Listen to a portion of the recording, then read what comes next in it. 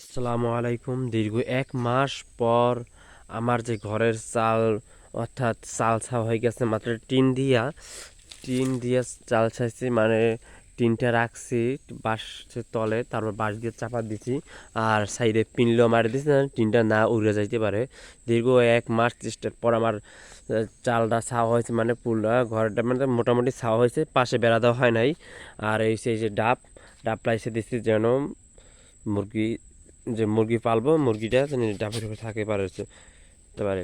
আর যে প্লাস্টিক আনা হয়েছে, এই প্লাস্টিকগুলো দিয়া সাইডে সাইডে এরকম করে বেড়া দিয়ে দেব, এই সাইডে এরকম করে বেড়া দিয়ে দেব। আর এইটা হচ্ছে আমার যে ঘর, যে মুরগির যে ঘর বানাইছিলাম ওই ঘরটা। আর আমাদের চাল ছাওয়া শেষ, এই যে হচ্ছে আফাল, মানে আমাকে হচ্ছে ওই আফাল কই, এটা হচ্ছে আফাল। আর হচ্ছে এই যে রুয়া দিছি, যখন ডাব দিয়া চড়া দিয়ে বাইন্দা, তারপর টিন দিছি। টিন মোটামুটি আনছি, টিনের বান হয়েছে ৩২০০ টাকার, মানে মোটামুটি চলে ২ ৪ ৫ বছরে কিছু হবে না। পাতলা চিনে একটু কম, পলির চিনে ভালো হয়েছে, কারণ পলি দিলে ২ ১ বছরের ভিতরে ৬ মাস পর পলি আবার নষ্ট হয়ে যায়, তো তার জন্য টিন দিছে, টিন নষ্ট হবে না সহজে, আর ২ ৪ ৫ বছর টেকবে টিন, এজন্য এই টিন দেওয়া হয়েছে। আর এই এটা হয়েছে আমার মুরগি, যে মুরগি পালবো চেষ্টা করছি, আল্লাহ যদি কবুল করে, এর জন্য এইটা চহি বানাইছি। আর এই প্লাস্টিক আনছিলাম, যদি পাশের নিচ দিয়ে বেড়া দিব।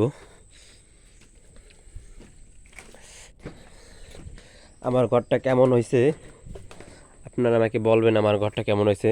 এটা লম্বায় দিছি ১৪ হাত, আউড়ায় দিছি ৭ হাত, আর দেখতেই পাচ্ছেন যে, আর উঁচায় দিছি আমার থেকে ধরেন ৩ হাত খুঁড়ি দিছি, ৬ হাত লম্বা। আর সাইডে তো নিচে নিচে আবার বাঁশ চহি বানাইছি, এই যে বাঁশ দেওয়া হয়েছে, এই যে দেখতে পাচ্ছেন, এই নিচের চহি দেখেন, এই যে বাঁশ দিছি। বাঁশ কিরম আমি ঘন ঘন বাঁশ দিয়ে দিই যেন ভাঙ্গে না পড়ে, চহি ভাঙ্গে না পড়ে। আর এই ডাব দিছি, ডাব কিলম দিয়ে আমি সুন্দর করে নিচ থেকে কিলম সুন্দর করে এই চহিটা বানাইছি, দেখেন ডাব দিয়ে সুন্দর হয়েছে মার্শাল্লাহ। আর আমার এই ঘরের ভিতর তো দেখাইছি, এই ঘরের বাহির, মানে